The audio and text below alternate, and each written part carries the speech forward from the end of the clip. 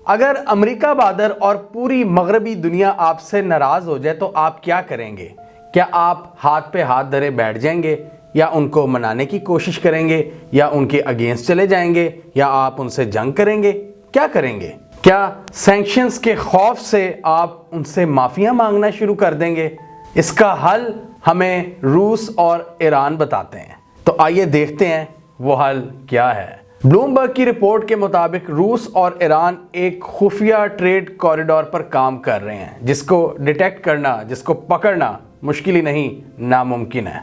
Russia Ukraine जंग के बाद हम सबको पता है कि रूस पर बहुत सी इकोनॉमिक सैंक्शंस आयद हो चुकी हैं और ईरान ऑलरेडी मगरबी पाबंदियों का सामना कर रहा है। इस सारी सूरत हाल में इन दोनों मुल्कों ने एक ज़बरदस्त हल निकाला है। ऐसे में प्रोएक्टिव अप्रोच आपको दुश्मन के शर से बचाती है और आप स्ट्रेटेजिक और टैक्टिकल लेवल पर दुश्मन को मात देने की कोशिश करते हैं। तो नज़र दौड़ाते हैं इस खुफिया लेकिन एक शानदार ट्रेड कॉरिडोर के बारे में, जिसको ईरान और रूस मिलकर बना रहे हैं।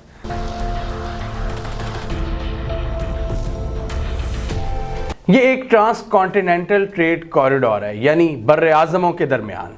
इसकी कनेक्टिविटी ये यूरोप के ईस्टर्न एज से लेकर इंडियन ओशन तक फैला हुआ है। 3000 किलोमीटर लंबा पैसेज जो किसी भी फॉरेन इंटरवेंशन को मात देने की सलाहियत रखता है। This is about establishing sanctions proof supply chains all the way through. ये नया कॉरिडोर ईरान और रूस को अलाउ करेगा कि जो एग्जिस्टिंग ट्रेड रूट्स हैं, जो हजारों किलोमीटर लंबे हैं, उनको वो छोटा कर दें, फासले कम कर दें और आलमी सैंक्शंस को चकमा दे सकें। सारा मज़ा इसकी डिटेल्स में है जो अभी हम देखने लगे हैं। इस ट्रेड कॉरिडोर के अगर हम नॉर्दर्न एंड की बात करें तो यहाँ पर सी ऑफ अज़ोव आता है। ये वही समंदर है जिसकी बहुत सी साइट्स को अभी रिसेंटली रूस ने यूक्रेन के साथ जंग में फतह किया है। सी ऑफ अज़ोव इस वक्त घिरा हुआ है क्राइमियन पेनिनसुला, जो ऑलरेडी रूस के कंट्रोल में है, और एक और इलाका जो अभी रिसेंटली रूस ने यूक्रेन से छीना है, मैरियोपोल, वो भी, उसकी भी एक साइड लगती है। और अगर ईस्टर्न साइड आप इसकी देखें तो रिवर डॉन से लगती है, जो कि ऑलरेडी रूस में है। तो रिवर डॉन का जो फ्रंट है वो यहाँ पर आके गिरता है। अभी थोड़े दिन पहले एक मीटिंग में रशियन प्रेसिडेंट पुतिन बैठे हुए थे और उन्होंने इस समंदर के हवाले से बात की। उन्होंने कहा ये तो अब हमारा अपना समंदर बन चुका है। उनके एग्जैक्ट अल्फाज ये थे कि it has become an inland sea for the Russia, यानी सी ऑफ अज़ोव, यानी कि अभी रिसेंट जो इनको कामयाबियां मिली हैं तो ये पूरा समंदर काफ़ी हद तक अब इनके कंट्रोल में आ गया है। तो अब इसको वो यूटिलाइज करना चाह रहे हैं ट्रेड पर्पसेस के लिए। और इसी तरह पुतिन ने इस ट्रेड कॉरिडोर की इंपॉर्टेंस के हवाले से भी बात की जो ईरान के साथ ये कर रहे हैं। यहाँ से समंदरी और रेलवे नेटवर्क्स को एक्सटेंड किया जा रहा है ईरानियन पोर्ट्स की तरफ, जो कैस्पियन सी से लेकर इंडियन ओशन तक फैली हुई होंगी। ये आप मैप पर देख सकते हैं। यानी ईरान की अगर नॉर्दर्न पोर्ट्स की बात करें तो वो कैस्पियन सी से लगती हैं, और अगर साउथ में आ जाएं या ईस्टर्न साइड पे आ जाएं तो वो फिर इंडियन ओशन से लगती हैं, ये चाबहार वगैरह। अब इस हवाले से दोनों ममालिक इस इंफ्रास्ट्रक्चर को बिल्ड करने में बिलियंस ऑफ डॉलर्स लगा रहे हैं। तकरीबन 25 बिलियन डॉलर्स दोनों साइड्स की जानिब से इन्वेस्ट किया जा रहा है इंफ्रास्ट्रक्चर पर। पोर्ट्स बनाई जा रही हैं, ड्राई पोर्ट्स, और पोर्ट्स पर जो कैपेसिटी होती है उसको इंक्रीज किया जा रहा है ताकि जितनी भी ट्रेड है वो स्मूथली हो सके, कार्गो की डिलीवरी को स्पीड अप करने के लिए। और इसमें कैस्पियन सी का बड़ा क्रूशियल किरदार है। इसके साथ बनाए जा रहे हैं बहुत सा इंफ्रास्ट्रक्चर। ये एक आप क्लासिक एग्जाम्पल देख सकते हैं इस वक्त दुनिया में जो स्ट्रेटेजिक वॉरफेयर जारी है उसकी। आप देखें यूएस का जो ब्लॉक है उसको चैलेंज किया जा रहा है, जो राइवल ब्लॉक है उनका, उसकी तरफ से जो प्लेयर्स हैं वो भी अब मैदान में आ गए हैं। वो कह रहे हैं ठीक है, ऐसे है तो ऐसे ही सही, सैंक्शंस तुम लगाते हो, हम तुम्हारी सैंक्शंस को डिफाई करके दिखाएंगे, हम भी उसको डिच करके दिखाएंगे, ऐसी की तैसी। अब बेसिकली इंटरेस्टिंग चीज़ यहाँ पर क्या है कि अमेरिका बादर की ज़्यादातर चलती है समंदरी हदूद में, यानी कि अमेरिका एक बहुत बड़ी नेवल पावर है। किसी दौर में ये यूके हुआ करता था, आपका ब्रिटिश एम्पायर। अब उसकी जगह ले ली अमेरिका बादर ने, तो इसीलिए वो सैंक्शंस भी बड़ी इजी लगा लेते हैं। तो जो ग्लोबल ट्रेड रूट्स हैं वो ज़्यादातर समंदरी रास्ते को फॉलो करते हैं। तो ये कह रहे हैं कि ठीक है, तुमने समंदरी रास्तों पर जो समंदरी हदूद है वहाँ पर तुम्हारी उजारादारी है, जो लैंड मैसेज हैं, यूरेशियन लैंड मैसेज, जो बहुत बड़े बड़े फासले हैं, वहाँ पर हमारा होगा असर व रसूख। यही चाइना की फ़िलॉसफी भी है। BRI भी एक्चुअली क्या है, वो यही चीज़ है। BRI में भी चाइना यही चाहता है कि लैंड की connectivity, belt and road initiative, वो भी आपका साउथ चाइना सी में जितने भी पोटेंशियल थ्रेट्स हैं उनको मिनिमाइज कर रहा है।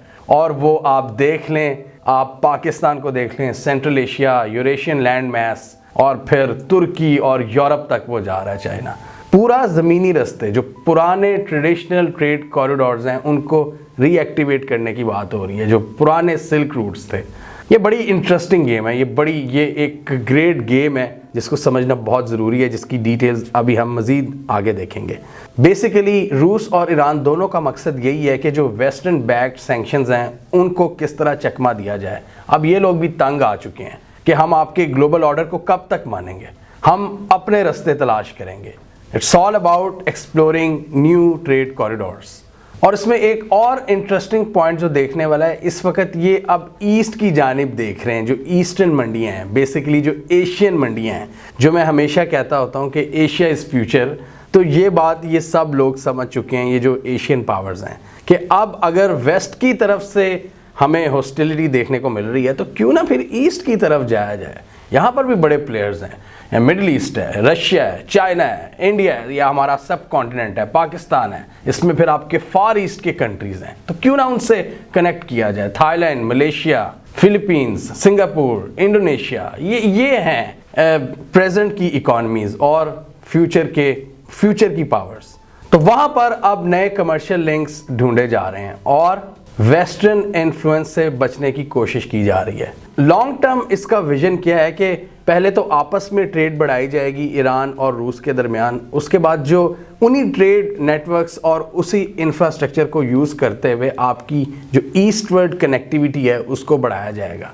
अब ये जो सी ऑफ अज़ोव है, जो कि रशिया के डॉन रिवर से लगता है ईस्टर्न साइड पर, यहाँ पर रूस $1 बिलियन लगा रहा है ताकि नेविगेबिलिटी उसको इम्प्रूव किया जा सके। कई जगहों पर इनकी नदियां, इनके जो दरिया हैं वो तंग हो जाते हैं, तो उसको इम्प्रूव किया जा रहा है कि शिप्स का जो पूरा एक कंसंट्रेशन हो जाती है उसको बेहतर करने के लिए, कि अगर ज़्यादा बड़ी बड़ी शिप्स आ रही हैं और एक वक्त में वो ज़्यादा आ गई हैं तो किस तरह उसको, उस पूरे कॉरिडोर को स्मूथली एक्टिवेट रखा जाए। तो वहाँ पर भी रशिया पैसा खर्च कर रहा है, जो अपना पूरा कैनाल सिस्टम है उसको मॉडर्नाइज कर रहा है। और यहाँ पर ये भी चीज़ देखने को मिल रही है कि इन रिवर्स में, जो कि रूस के अंदर हैं, जो सी ऑफ अज़ोव से कनेक्ट करते हैं, वहाँ पर जो ईरानियन शिप्स हैं जो ईरान से सामान ला रही होंगी उनको डायरेक्ट एक्सेस दी जाए।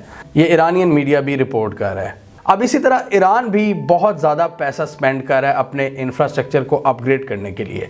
वो भी रेलवे नेटवर्क्स बना रहा है, रोड्स बना रहा है, नई पोर्ट्स बना रहा है, नए टर्मिनल्स पर पैसा इन्वेस्ट किया जा रहा है ताकि जो पूरी कैपेसिटी है कार्गो की उसको इंक्रीज़ किया जाए। रेलवे और रोड नेटवर्क्स के ज़रिए कैस्पियन सी से लेकर पर्शियन गल्फ तक, मतलब पूरे नॉर्थ से लेकर सदर्न ईस्ट तक ईरान अपनी कनेक्टिविटी को बेहतर कर रहा है और 16,000 किलोमीटर्स का जो रेलवे नेटवर्क है उसको एक्सपैंड कर रहा है। और इसी वजह से हम देख रहे हैं कि ये जो नई सारी डेवलपमेंट्स हो रही हैं, ईरान और रूस के दरमियान जो ट्रेड एक्टिविटी है उसमें बहुत तेज़ी देखने को मिल रही है। दोनों तरफ से जो ट्रेड डेलीगेशंस हैं वो एक दूसरे के मुल्कों का विजिट कर रहे हैं। अभी जो सिचुएशन है, सैंक्शंस के बावजूद $5 बिलियन की ट्रेड इस वक्त खड़ी हुई है दोनों ममालिक के दरमियान, जो कि पिछले साल के मुकाबले में तकरीबन डबल है। और टारगेट इसका क्या है कि इसको $40 बिलियन तक ये लेके जाएंगे दोनों मुल्क। ईरान भी ऑब्वियसली अब ईस्टवर्ड कनेक्टिविटी की तरफ फोकस कर रहा है। वो भी तंग आ चुका है वेस्ट के लारे सुन के। इनको ये उम्मीद पैदा हुई थी जब बाइडन की हुकूमत आई थी कि न्यूक्लियर डील जो ट्रंप ने कैंसिल कर दी थी वो दोबारा एक्टिवेट की जाएगी, उसकी वजह से सैंक्शंस में थोड़ी नरमी की जाएगी, लेकिन अभी तक ऐसा नहीं हो रहा। ये बहुत से मुज़ाकरात कर रहे हैं पिछले 1-1.5 साल से, उनमें कोई ब्रेक थ्रू नहीं नज़र आ रहा। और इसके अलावा पिछले कुछ महीनों में ईरान के मगरबी दुनिया के साथ ताल्लुकात उनमें मज़ीद दरारें आई हैं। जैसे इसकी सबसे बड़ी रीज़न, एक तो दो बहुत बड़ी रीज़न हैं। ईरान में जो प्रोटेस्ट हुए उस पे वेस्ट ने बहुत ज़्यादा शोर मचाया कि जे ईरान वुमेन के साथ, औरतों के साथ अच्छा सलूक नहीं कर रहा। इसके अलावा जो दूसरा मसला पैदा हुआ, रशिया यूक्रेन जंग, मगरबी मीडिया ने पूरे सबूत लाकर दिखा दिए आपकी वेस्टर्न इंटेलिजेंस की मदद से कि ईरान इनको बहुत ज़्यादा असलहा प्रोवाइड कर रहा है रूस को। ये बड़ी इंटरेस्टिंग डेवलपमेंट हुई और इसको हमने इस वीडियो में कवर किया था। उनके जो ड्रोन्स हैं और इसके अलावा और बहुत सी चीज़ें वो इनको दे रहा है रूस को। अब यहाँ पर अमेरिका बहादुर की सबसे बड़ी जो इनसिक्योरिटी है, जो सबसे बड़ा मसला यही है, वो कह रहा है कि ये क्या मजाक हो रहा है। हम लोगों ने इन पर सैंक्शंस लगाई हुई हैं, ये ना सिर्फ अपने ट्रेड कॉरिडोर्स उनको एक्सपैंड कर रहे हैं बल्कि असलहा भी एक दूसरे को दे रहे हैं। और ऑब्वियसली फिर जहां पर इकोनॉमिक महाज में, इकोनॉमिक पॉइंट ऑफ व्यू से अमेरिका के इंटरेस्ट हर्ट होते हैं, स्ट्रेटेजिक और डिफेंस पॉइंट ऑफ व्यू से भी ईरान इनको तंग कर रहा है। और जहां पर ये अमेरिका और मगरबी दुनिया कोशिश कर रही है कि जी पूरी दुनिया यूक्रेन को सपोर्ट करे, यूक्रेन को असलहा दे, ईरान वहाँ पर रूस को असलहा प्रोवाइड कर रहा है, उनको ड्रोन्स प्रोवाइड कर रहा है, बहुत ज़्यादा उनकी मदद कर रहा है। और इन्हीं ट्रेड कॉरिडोर्स को इस्तेमाल करते हुए डेफिनेटली ये चीज़ उनको चुभेगी। अब उनके जो आप यूएस इस्टेब्लिशमेंट में लोग बैठे हैं वो बड़े तपे हुए हैं, वो कह रहे हैं कि हम इसको बहुत केयरफुली देख रहे हैं, इस नए रूट को भी हम देख रहे हैं। उन्होंने कहा ये एक्स्ट्रॉर्डनरी, एक डैमेजिंग एक चीज़ है, ये रेकलेस डिसीजंस हैं इनके। और साथ ही उन्होंने ये भी कहा कि हम इन ट्रेड कॉरिडोर्स को एक्सपोज करना चाहते हैं, दुनिया को दिखाना चाहते हैं, ताकि इन्हें पता रहे रूस और ईरान को कि हमारी इन पर नज़र है। इसके अलावा यूनाइटेड स्टेट्स और ये जो पूरी मगरबी आपका पूरी इस्टेब्लिशमेंट है, उनको इस चीज़ का भी डर है कि ये ट्रेड कॉरिडोर्स मतलब उन ममालिक के दरमियान जिनको हमने सैंक्शंस लगाई हुई हैं, कहीं दूसरे ममालिक इसको ज्वाइन ना कर लें। अब आप देखें इसमें भारत का भी एक बहुत अहम किरदार है। भारत ने चाबहार में भी थोड़ी सी इन्वेस्टमेंट की हुई है।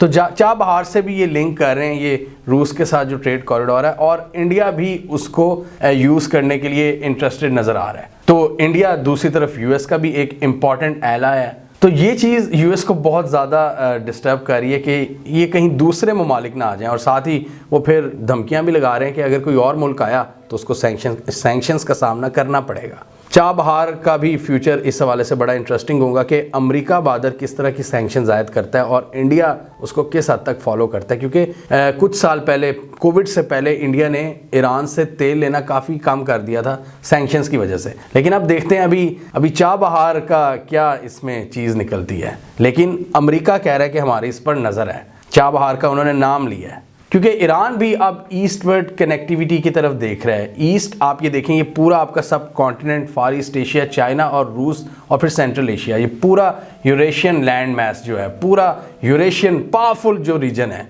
जो सबसे ज़्यादा थ्रेटन करता है स्ट्रेटेजिकली अमेरिका बहादुर और वेस्टर्न पावर्स को। इसके अलावा ईरान एससीओ का भी पार्ट बनने जा रहा है, शंघाई कोऑपरेशन ऑर्गेनाइजेशन, जो कि चाइना के अंडर है। तो यहाँ पर आप देखें पूरा जो अमरीकी एक सिस्टम है, उनका जो एक ऑर्डर है उसको चैलेंज किया जा रहा है। ये सैंक्शंस आयद करते हैं और ये ज़्यादातर वो अप्लाई होती हैं जो समुद्री रास्ते होते हैं, जो ग्लोबल ट्रेड रूट्स डिफाइन किए गए हैं। अब ये ममालिक क्या कर रहे हैं, ये चाइना, रूस, ईरान वगैरह, ये उन ट्रेडिशनल ट्रेड कॉरिडोर्स को डिफाई कर रहे हैं और जो ज़मीनी रास्ते हैं उनसे कनेक्ट कर रहे हैं। BRI भी यही है, बेल्ट एंड रोड इनिशिएटिव, जिसके ज़रिए आप देख लें चाइना खुद कितना ज़्यादा फैला हुआ है, फार ईस्ट एशिया से लेकर आपका ये जो सेंट्रल एशिया का रीजन है। तो यहाँ से सेंट्रल एशिया, फिर ये आपका जितना तुर्क रीजन है, और फिर वहाँ से यूरोप, और फिर नीचे से सेंट्रल एशिया और हमारा पाकिस्तान, अफ़गानिस्तान वगैरह, और फिर अफ्रीका। तो इन सारी मंडियों को चाइना रोड के ज़रिए कनेक्ट करना चाहता है। और ऑब्वियसली चाइना भी जो समुद्री रास्ते हैं, जो साउथ चाइना सी है, उनके जो पोटेंशियल फ्यूचर थ्रेट्स हैं उनसे बचना चाहता है। और ये जो ज़मीनी रास्ते हैं, ना सिर्फ इनके फासले कम हैं बल्कि ये बहुत सा पैसा भी बचाते हैं, और इसके अलावा इनके स्ट्रेटेजिक फ़ायदे भी हैं। यानी इनको टारगेट करना मुश्किल होता है। यहाँ पर सैंक्शंस का इतलाक बहुत मुश्किल है, मतलब यानी जितनी मर्जी ये सैंक्शंस लगा दें, अगर दो मुल्कों के बॉर्डर मिलते हैं और वो थोड़ी सी ज़रा हिम्मत दिखाते हैं तो वो अपनी जो लैंड ट्रेड है, जो लैंड के ज़रिए वो कर सकते हैं, वो उसमें बहुत सी चीज़ें कर सकते हैं। और एग्जैक्टली यही चीज़ कर रहे हैं, यही काम कर रहे हैं ये ईरान, रूस और चाइना। ये बड़ी हिम्मत वाला काम है कि पूरे आपका जो ग्लोबल सिस्टम है, ग्लोबल फाइनेंशियल सिस्टम है, उसको ये चकमा दे रहे हैं। और ये पुराने ट्रेड रूट्स को फुली एक्टिवेट करने के पीछे पुरानी जियोपॉलिटिकल थिंकिंग है, और ये थिंकिंग बहुत ज़्यादा पुरानी है। उस वक़्त ये जो जायंट लैंड पावर्स होती थी, रूस और चाइना वगैरह, उनकी ग्रेट गेम चल रही थी ब्रिटिश एम्पायर के साथ, जो यूके की एक पावर थी। अब उस पावर को रिप्लेस कर दिया है अमेरिका ने।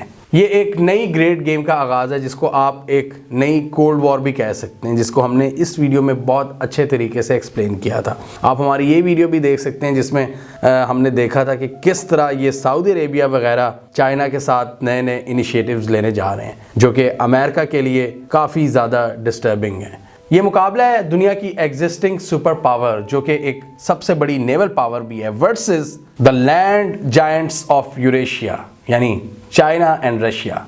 ये एक स्ट्रेटेजिक वॉरफेयर है। आपके हिसाब से ये जंग, ये बैटल, ये स्ट्रेटेजिक वॉरफेयर कौन जीतेगा? क्या अमेरिका बादर और उसके वेस्टर्न एलाइज इन नए ट्रेड कॉरिडोर्स पर सैंक्शंस आयद कर पाएंगे उसी आसानी से जिस तरह वो बाकी जगहों पर आयद कर देते हैं, या जैसे उनके अपने एनालिस्ट कह रहे हैं कि इन ट्रेड कॉरिडोर्स को डिटेक्ट करना और इन पर सैंक्शंस लगाना एक मुश्किल काम होगा? आप क्या समझते हैं? कमेंट कीजिए। इसके अलावा हमारा यूट्यूब चैनल सब्सक्राइब कर लें, साथ ही वो बेल आइकॉन भी दबा लें, ताकि वो स्टोरीज दुनिया भर से और पाकिस्तान से जिनकी मेन स्ट्रीम मीडिया पर प्रॉपर कवरेज नहीं होती, हमारे प्लेटफॉर्म के थ्रू आप तक टाइम पर पहुंच जाएं।